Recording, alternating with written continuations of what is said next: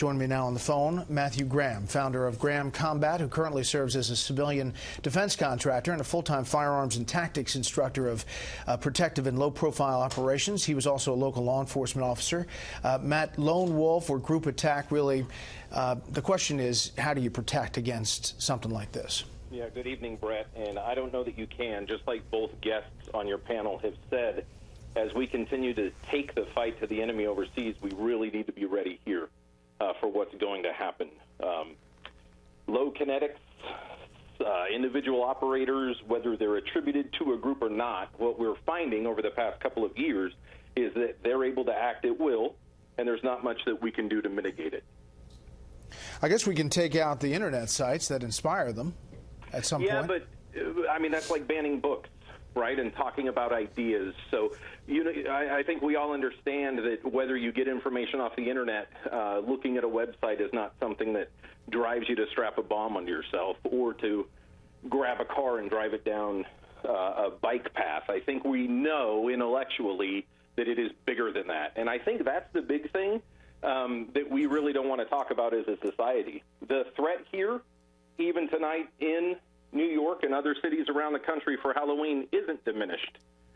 We can talk about it being diminished, and there may not be other acts, but when an actor wants to act, which they're showing that they want to do globally, we're in a fight, we're in a war, and as the SF soldier can tell you there at the desk, this is an insurgency, and at this point, they're taking lives.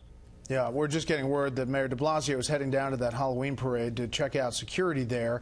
But from a counterterrorism point of view, from a shoring up point of view, that's a logistical challenge when you're dealing in big cities and big events like a Halloween parade.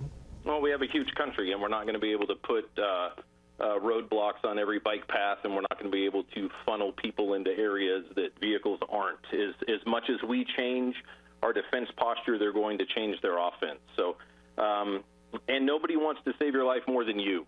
So the idea behind it is you need to be ready, get your head up, look around, see what's going on, and carry tools that can defend yourself and fix yourself.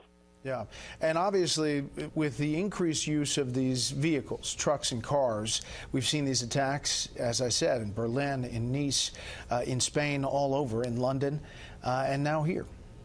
Absolutely.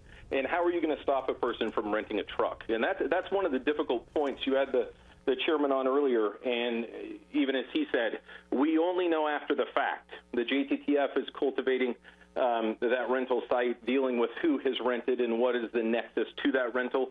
But we know that because we're seeing the front end of the truck ripped off on people that we live with and love every day. And what we need to do is press that fight sooner.